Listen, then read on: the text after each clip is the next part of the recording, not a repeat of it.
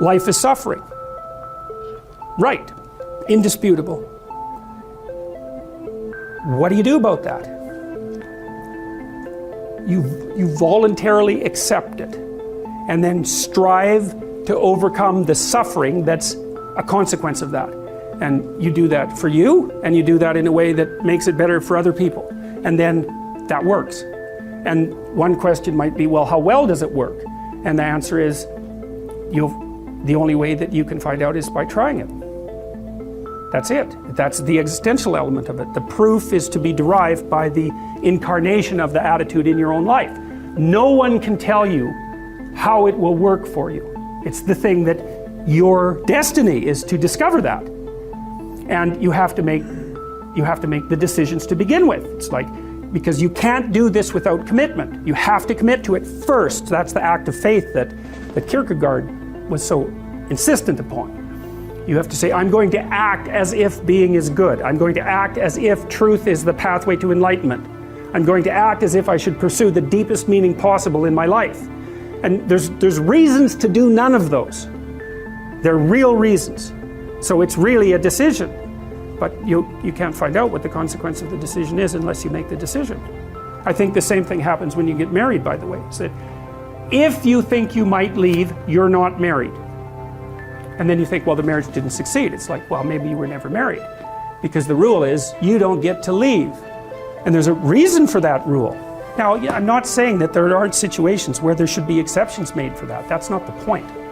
The point is that there's some games you don't get to play unless you're all in. And the other thing that's so interesting about being alive is that you're all in. No matter what you do, you're all in. This is going to kill you. So I think you might as well play the most magnificent game you can while you're waiting. Because do you have anything better to do? Really? Why not pick the best thing possible that you could do? Why not do that? Maybe you could justify your wretched existence to yourself that way. I think you could. That's what it looks like. You know, people find such meaning in the responsibilities they adopt. It stops making them ask questions about what life is for. If you have a newborn child, for example, like unless you're really in a bad way, psychotically depressed, or maybe your personality really needs some retooling, you stop thinking about anything but ensuring that that baby is doing well. And if someone comes along and asks you an existential question about your commitment to that, the right response is, why are you asking me such stupid questions when this is manifesting itself right in front of your eyes? Like, how blind can you be? That isn't a time for questions about the meaning of life. The answer is right in front of you. And if you can't see it, it's not because life has no meaning, it's because you're blind. I mean, that's what the image of the Virgin Mother and the child is all about. It's like, what's the answer to the meaning of life? Here's an answer. It's like, well, I'm going to criticize that. Well, go right ahead. You know, it's like what you're like a what do you call that? A termite gnawing on a temple. There's no utility in that sort of criticism. It's blindness.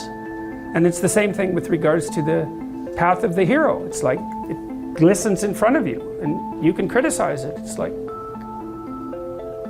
fine. Put the cart before the horse and see how far you get.